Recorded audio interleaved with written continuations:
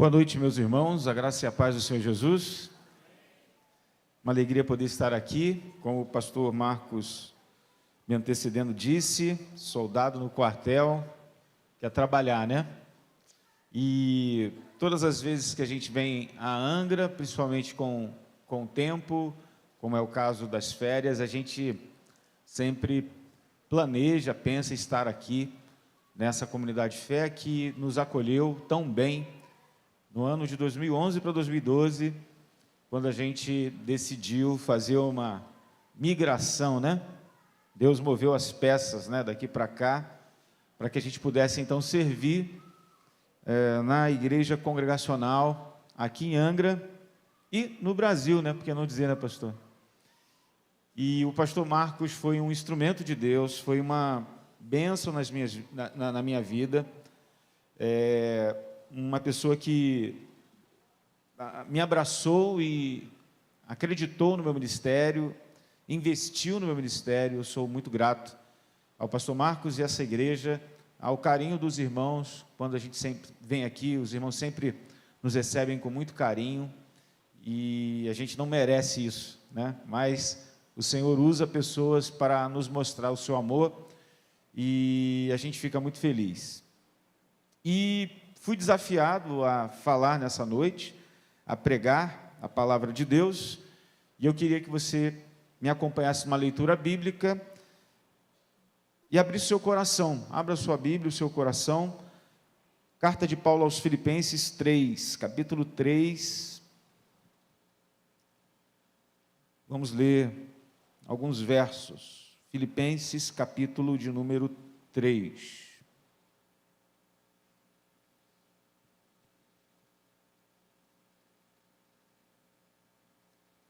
Dá um tempo para você abrir a sua Bíblia.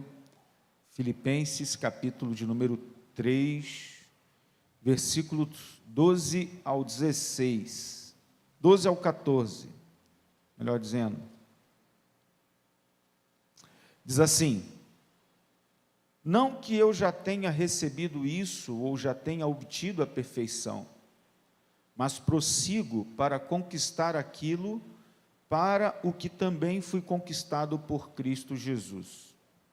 Irmãos, quanto a mim, não julgo havê-lo alcançado, mas uma coisa faço, esquecendo-me das coisas que ficam para trás e avançando para as que estão diante de mim, prossigo para o alvo, para o prêmio da soberana vocação de Deus em Cristo Jesus. Amém. Vamos orar. Pai, nesta noite nós estamos aqui, Senhor, pedindo ao Senhor que nos abençoe, nos orientes por meio da Tua palavra, nos alimente por intermédio da Tua palavra, que os nossos corações estejam abertos, sensíveis, para absorver tudo quanto o Senhor há de falar conosco, que estejamos totalmente aptos, como um terreno fértil à semeadura do Evangelho, da Tua palavra, e que a gente venha crescer, amadurecer, para a glória e o louvor do Teu nome, a partir desta mensagem que o Senhor há de falar conosco. Que Teu Espírito Santo tenha liberdade entre nós, para nos mostrar, nos fazer enxergar o quanto precisamos de Ti, o quanto precisamos nos render a Ti, em nome de Jesus. Que não fique nas minhas palavras, mas que eu seja um canal, um instrumento do Senhor para a vida da Tua igreja, Senhor. É o que eu peço, é o que eu oro, no nome santo de Cristo. Amém e amém. Meus queridos irmãos e irmãs, quando leio a palavra de Deus, olho especificamente para esses versículos que eu acabei de ler, eu aprendo que o preparo e a corrida de um atleta no mundo antigo tem paralelos espirituais claros, de acordo com o que Paulo descreve no texto de Filipenses 3, e também no texto de 1 Coríntios 9. A disciplina, o foco no objetivo e a perseverança são princípios que Paulo usa para ilustrar a vida cristã, comparando-a a uma corrida em direção ao prêmio eterno. O prêmio eterno é a comunhão plena com Deus. Então a vida cristã, conforme ilustrada por Paulo aqui nesse texto, é comparada a uma corrida, uma metáfora poderosa e rica em significado para os seus leitores.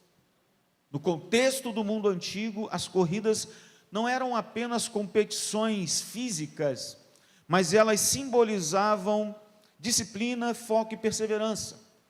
Os atletas treinavam intensamente, renunciando conforto, renunciando distrações, com os olhos fixos no prêmio. E de forma semelhante, Paulo descreve a jornada espiritual, a jornada de um cristão, a jornada de alguém que busca viver uma vida de maturidade de fé até o dia que encontrará com o seu Senhor nos ares para ter a comunhão plena com Deus na Nova Jerusalém. Então, percebemos que Paulo descreve a jornada espiritual como uma busca constante, determinada por um alvo maior, por algo muito maior do que esta vida aqui. Ele vai falar sobre a realização do propósito de Deus nas nossas vidas, com a glorificação final, e todo cristão vive a vida aqui como alguém que peregrina, como um atleta que está vivendo aqui, mas rumo a um alvo maior. E essa imagem nos desafia a avançar com dedicação, deixando para trás o que nos atrapalha e fixando os olhos no chamado celestial. Este texto é especialmente relevante para todos nós que enfrentamos desafios em nossa caminhada de fé, assim como numa corrida, há momentos de cansaço, há momentos de tropeços, há momentos de obstáculos, mas também a promessa de um prêmio eterno para aqueles que perseveram. E perseverança é uma longa caminhada numa mesma direção. No mundo de hoje, repleto de pressões, repletos de distrações, essa mensagem nos lembra da importância de mantermos o foco em Cristo e prosseguir, apesar das intempéries, apesar das dificuldades. E Paulo não apenas nos encoraja, mas ele nos dá uma visão de esperança. O chamado de Deus é maior do que qualquer luta presente, e nele encontramos força para continuar correndo a corrida até cruzarmos a linha de chegada, a reta final. O texto pode ser então estruturado, por assim dizer, em 3 partes principais, destacando os elementos fundamentais da passagem como imperativos importantes para a gente aplicar a nossa vida nos dias de hoje. Primeira coisa que nós aprendemos aqui, que se encontra no versículo de número 12, é quando Paulo diz assim: não que eu já tenha recebido isso ou já tenha obtido a perfeição, mas prossigo para conquistar aquilo para o qual também fui conquistado por Jesus. E eu gosto muito da Bíblia Mensagem, que é uma paráfrase da Bíblia, que diz assim, Eugene Peterson diz: não estou dizendo que já tenha tudo isso, que já o tenha conseguido, mas estou a caminho, prosseguindo para Cristo, que me alcançou de uma forma impressionante. O que Paulo está dizendo a cada um de nós aqui? Que nós precisamos, antes de qualquer coisa, reconhecer nossa condição atual. Não que eu já tenha recebido isso, ou já tenha aperfeiçoado totalmente a minha vida. O que Paulo está dizendo? Nós temos que ter uma postura de humildade na caminhada cristã. Paulo reconhece que ainda não alcançou a perfeição, né? Então, ele diz que o que ele não alcançou foi a salvação plena, a salvação completa. A salvação e a comunhão plenas em Cristo, que só alcançaremos, só conquistaremos quando nós formos para uma outra dimensão espiritual. E a ideia aqui é que se eu não alcancei, se eu tenho essa postura de humildade, eu vou continuar progredindo. Então há um progresso contínuo aqui, porque a santificação ela é um processo, ela é progressiva. Não é um evento único, embora a gente também seja posicionado como pessoas santas. Mas Deus nos salva e nos posiciona em Cristo para que a gente prossiga para o alvo que é Cristo, para o aperfeiçoamento, até a semelhança da plenitude de um varão perfeito que é o próprio Senhor. Paulo, escrevendo a sua segunda carta aos Coríntios, ele disse o seguinte, no capítulo 9, versículo 24 e 21, na verdade, a sua primeira carta, ele diz assim: vocês não sabem que na corrida todos correm, mas um só leva o prêmio? Corram de tal maneira que ganhem o prêmio. Todo atleta em tudo se domina, aqueles para alcançar uma corrida corruptível, nós, porém, a incorruptível. Assim como também eu, não sem meta, assim luto, não como desferindo golpes no ar, pelo contrário, esmurrando o meu próprio corpo, eu o reduzo à escravidão, para que, tendo pregado a outros, eu mesmo não venha a ser desqualificado. Paulo utiliza novamente a metáfora da corrida, destacando a necessidade de disciplina espiritual, e o prêmio também eterno que aguarda a cada um crente. Paulo utiliza a metáfora aqui, para enfatizar a necessidade de que nós tenhamos disciplina. Ele contrasta o esforço dos atletas por uma coroa perecível, com o esforço do cristão por uma coroa imperecível, incorruptível e eterna. A vida cristã exige propósito, a vida cristã exige autonegação, a vida cristã exige determinação. Como é que nós decidimos viver a vida cristã? Desde que a gente aceitou Jesus Cristo. E as promessas que a gente faz no final do ano para o início do ano? Como é que você decidiu viver a vida cristã neste ano de 2025? Meus queridos, minhas queridas, a gente vê uma relação desse texto de Coríntios com Filipenses, porque ambos os textos destacam o esforço contínuo, direcionado para alcançar um alvo muito maior. Assim como Paulo corre com propósitos em Filipenses, ele exorta os coríntios a fazerem o mesmo na busca pela eternidade. Todos nós estamos em uma jornada, todos nós estamos crescendo, todos nós deveríamos nos empenhar, nos dedicar, nos esforçar neste crescimento, e reconhecer a nossa limitação é essencial, para que a gente possa depender de Deus. Diferente de um atleta comum, que faz tudo sozinho, por assim dizer, para poder conseguir um resultado, nós não fazemos nada sozinhos, a gente depende de Deus. Um corredor que sabe que ainda não chegou ao final, irá se esforçar para continuar. A pergunta que eu faço para cada um de vocês hoje é: vocês já conquistaram tudo que tinham que conquistar na jornada espiritual?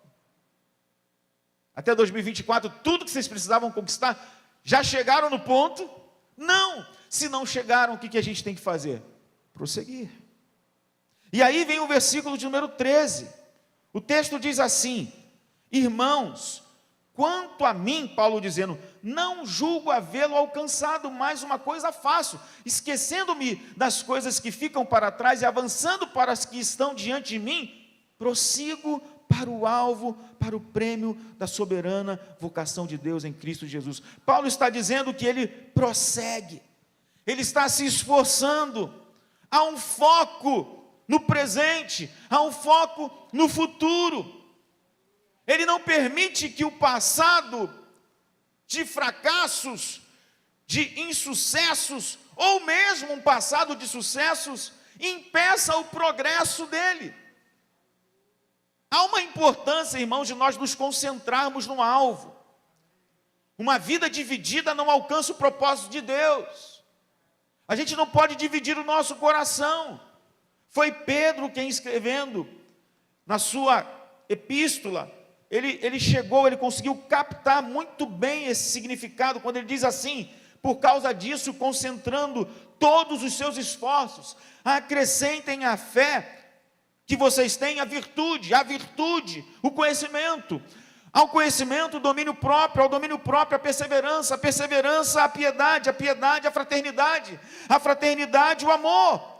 Porque essas qualidades, estando presentes e aumentando cada vez mais, farão com que vocês não sejam inativos, nem infrutíferos, em pleno conhecimento do nosso Senhor Jesus Cristo, pois aquele que não tem essas coisas é cego, vendo só o que está perto e se esqueceu da purificação dos seus antigos pecados. Por isso, irmãos, procurem com empenho cada vez maior confirmar a vocação e a eleição de vocês, porque fazendo assim, vocês jamais tropeçarão, pois desta maneira é que lhes será amplamente suprida a entrada no reino eterno do nosso Senhor e Salvador Jesus Cristo. O escritor sagrado da carta aos Hebreus soma com esse texto, quando ele diz assim, e eu vou ler na versão NVI agora: portanto, Hebreus 12, 1 e 2, portanto também nós, uma vez que estamos rodeados de tão grande nuvem de testemunhas, livrando-nos de tudo que nos atrapalha e do pecado que nos envolve, e corramos com perseverança a corrida que nos é proposta, tendo os olhos fixos em Jesus, o autor e o consumador da nossa fé.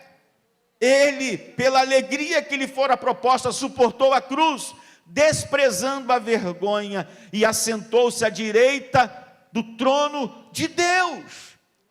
Esse texto reforça o tema da corrida espiritual, incentivando os crentes a abandonar tudo que os impede de avançar e a manter o foco em Jesus Cristo. Essa passagem nos incentiva, todos nós cristãos, a correrem a corrida da fé, livrando-se de tudo que impede e fixando os olhos em Jesus. Isso é um exemplo de obediência suprema e de perseverança. Ambos os textos, texto de Coríntios, texto de Pedro, texto de Hebreus, Filipenses, enfatizam que nós devemos deixar o que nos atrapalha e seguir adiante com os olhos fixos em um só alvo. Para Paulo aos Filipenses, o prêmio do chamado celestial, enquanto Hebreus enfatiza Jesus, o autor e o consumador da nossa fé, é a mesma coisa. Então eu quero convidar você, hoje, a abandonar tudo que te atrapalha. Eu não sei o que atrapalha você, eu não sei o que é que você tem que desprezar, eu não sei o que é que você tem que deixar no meio do caminho, não sei se você precisa abandonar mágoas, não sei se você precisa abandonar culpas, eu não sei se você precisa abandonar complacência, que impede o seu avanço, mas o fato é que você precisa, assim como um atleta, se concentrar na linha de chegada, ignorar todas as distrações em seu entorno e partir rumo ao alvo que é Cristo. Que Deus possa fortalecer a sua fé nesse sentido, e eu reforço, como o próprio texto vai reforçar no versículo 14, que diz: prossigo para o alvo, para o prêmio da soberana vocação de Deus em Cristo Jesus. Eu quero, mais uma vez, ler na Bíblia a mensagem, para que fique mais claro. Agora eu vou ler o texto todo. Não estou dizendo que já tenha tudo isso, que já tenho conseguido, mas estou a caminho, prosseguindo para Cristo, que me alcançou de uma forma impressionante. Amigos, não me entendam mal, não me considero um especialista no assunto, mas olhando para o alvo, para onde Deus nos chama, para Jesus, eu estou correndo e não vou voltar atrás. E você? vai voltar atrás, e você vai olhar para o lado, e você vai ficar preso a coisas, as questões, ou você vai se desprender de tudo e caminhar, correr em direção ao alvo? Prossiga, meu querido. Fala para o irmão do seu lado aí, prossiga, corra, corra, prossiga. Qual é o alvo da vida cristã? É conhecer plenamente a Cristo, é viver para a sua glória. Qual é o prêmio? A plenitude da comunhão com Deus na vida eterna. Quem aqui quer conhecer a Cristo plenamente? Quem aqui quer viver Jesus Cristo? A gente usa a expressão lá na nossa igreja 24/7, pastor. 24/7. A gente viver Jesus 24 horas por dia e 7 dias por semana. Quem gostaria de viver assim, irmãos? Viver essa plenitude, conhecer a Jesus, viver Jesus Cristo, ter uma comunhão, alcançar um prêmio, a vocação celestial. Nós fomos chamados a viver com um propósito eterno, alinhados à vontade de Deus, e viver Jesus Cristo é maravilhoso. Eu aprendi uma declaração de presença com um pastor chamado Carlos Macorde, que eu nunca mais vou esquecer na minha vida, na minha história. Foi em 2015 que eu conheci essa expressão, uma declaração de fé. Ele bate no peito e diz assim: Jesus, que bom que o Senhor habita aqui. A vida cristã inteira que eu vou viver já habita em mim, porque para mim o viver é Cristo, já não sou eu quem vive, Cristo vive em mim. Cristo é tudo e está em todos os que creem. Você pode repetir essa frase comigo, essa declaração? Fala assim, coloca a mão no seu peito e diz assim: Jesus, que bom que o Senhor habita aqui. Aqui, ó, a vida cristã inteira que eu vou viver já habita em mim, porque para mim o viver é Cristo, já não sou eu quem vive, Cristo vive em mim. Cristo é tudo e está em todos os que creem. Amém. Quando Paulo escreve a carta aos Romanos, no capítulo 12, versículo 11 e 12, ele diz assim: não sejam preguiçosos, mas trabalhem com dedicação e sirvam ao Senhor com entusiasmo. Alegrem-se em nossa esperança, sejam pacientes nas dificuldades e não parem de orar. Esse texto reforça a necessidade de perseverança e de manter o fervor espiritual ao longo da caminhada. Ela encoraja o fervor, ela encoraja a alegria, ela encoraja a alegria na esperança, paciência na tribulação e perseverança na oração, com elementos essenciais da vida cristã. Parece clichê a gente falar de oração perseverante, paciência na tribulação, alegria na esperança e fervor espiritual, mas irmãos, o cristão se alimenta disto. A gente precisa entender que esses são os elementos essenciais da vida cristã, da caminhada com Deus. E em Filipenses, Paulo demonstra fervor espiritual ao prosseguir para o alvo. Verdadeiro avivamento, irmãos, presta atenção numa coisa, eu aprendi isso com o livro do Tim Keller, Igreja Centrada. Verdadeiro avivamento, pastor Marcos, não é uma apoteose de poder que acontece eventualmente, um evento, um momento. Isso não é avivamento, irmãos. Avivamento real é quando há uma obra contínua do Espírito Santo na minha vida e eu consigo perseverar naquilo.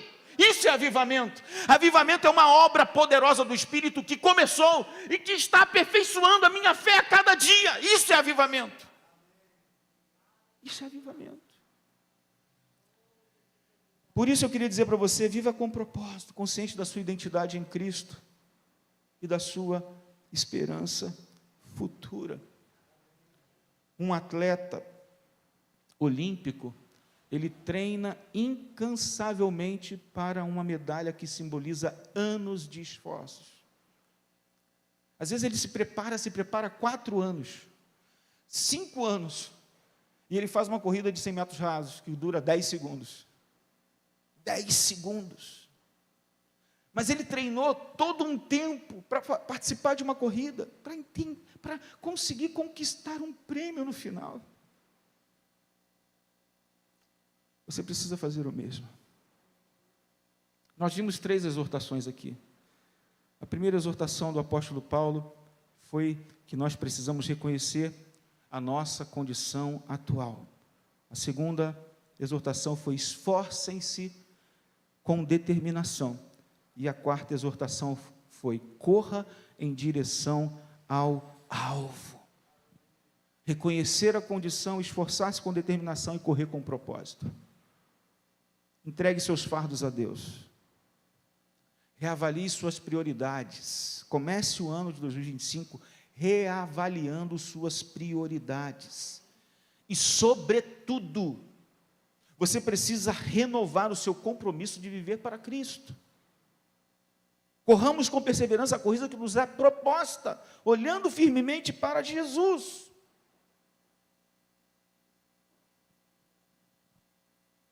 Só para que fique fixado tudo aquilo que a gente falou. No mundo antigo, especialmente na cultura greco-romana, os atletas eram altamente respeitados.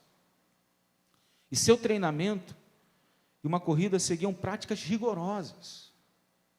Os Jogos Olímpicos e outras competições, como os Jogos Istmicos e Písticos, eram importantes tanto para a cultura quanto também para a religião.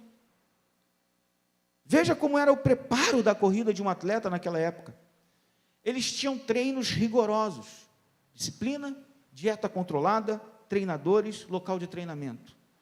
Os atletas submetiam o seu corpo a um treinamento intenso, disciplinado, muitas vezes por meses antes das competições. Faziam dietas. A alimentação era crucial. Incluía alimento como pão, queijo, frutas, carnes, para aumentar a força. E eles tinham treinadores. Os atletas eram supervisionados por treinadores experientes, que desenvolviam estratégias e planos de treinos para eles. Era feito isso tudo num local estratégico, que era o ginásio, que era o principal espaço de preparação. Era um complexo que incluía áreas para exercícios físicos, banho e até debate filosófico. E havia também um preparo mental. Preparo mental. Trabalhava-se foco, determinação. Os atletas precisavam estar mentalmente preparados, focados, no objetivo de vencer a competição e alcançar a glória. E havia também uma motivação, por que não dizer espiritual. Muitas vezes eles dedicavam suas performances a deuses, como Zeus ou Apolo, acreditando que o favor divino era crucial para a vitória deles. E aí eles corriam de forma determinada. Era algo assim muito interessante, porque eles atravessavam obstáculos, pulavam galhos, pulavam pedras, e o fato é que eles iam rumo ao objetivo. O estádio era um espaço retangular, com uma pista de corrida reta, arquibancadas para o público, e eles iam.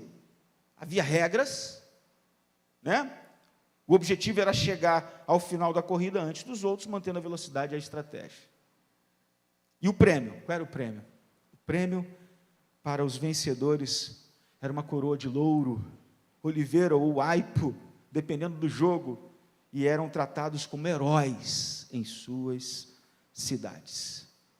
Havia um reconhecimento público. Eles eram recompensados com estátuas, canções, honras, sendo isentos de impostos, inclusive, e premiados com dinheiro. Que paralelo com a vida cristã.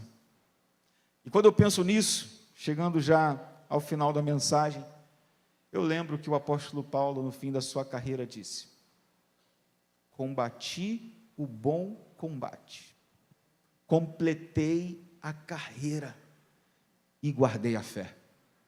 Desde agora a coroa da justiça me está guardada, a qual o Senhor, justo juiz, me dará naquele dia, e não somente a mim, mas também a todos os que amam a sua vinda. Vocês amam a vinda de Jesus? Vocês estão caminhando, prosseguindo para o alvo que é Cristo? De acordo com o que Paulo está dizendo, ele está refletindo aqui sobre sua própria vida como uma corrida completada, plena, com sucesso, reafirmando a esperança na recompensa divina. E ele diz que não somente ele vai receber, mas todos quantos amam a vinda de Jesus Cristo. Então eu queria que você orasse pedindo força, orasse pedindo graça, para que Deus permita, dê força, dê energia, dê ânimo, dê entusiasmo a você, para você continuar rumo ao alvo celestial, confiando na fidelidade de Cristo. Que esse ano de 2025 seja para você um ano de muitas conquistas. Isso significa que não vai haver obstáculo? Vai haver muita luta, muita prova, muitos galhos no meio do caminho. Mas se você começou a caminhada, não pare, não desista, não volte atrás, não olhe para o lado, mas continue e continue. E eu acredito que o desejo de Deus, e essa é a mensagem final que eu deixo para você, é que você no fim do ano faça uma avaliação. Onde você estava e onde você está. Onde eu estava no início do ano de 2025? Onde eu estarei no final do ano de 2025? Será que eu progredi? Será que eu cresci? Será que eu amadureci? Será que eu desenvolvi?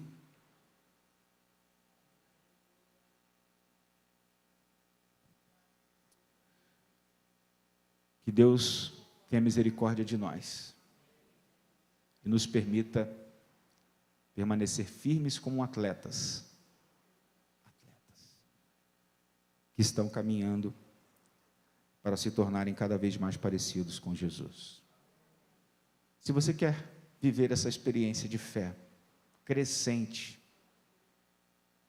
avivada, firme e constante, em todo esse ano e pelo restante da sua vida, vivendo Jesus 24/7, eu queria te convidar a você a ficar de pé para a gente orar.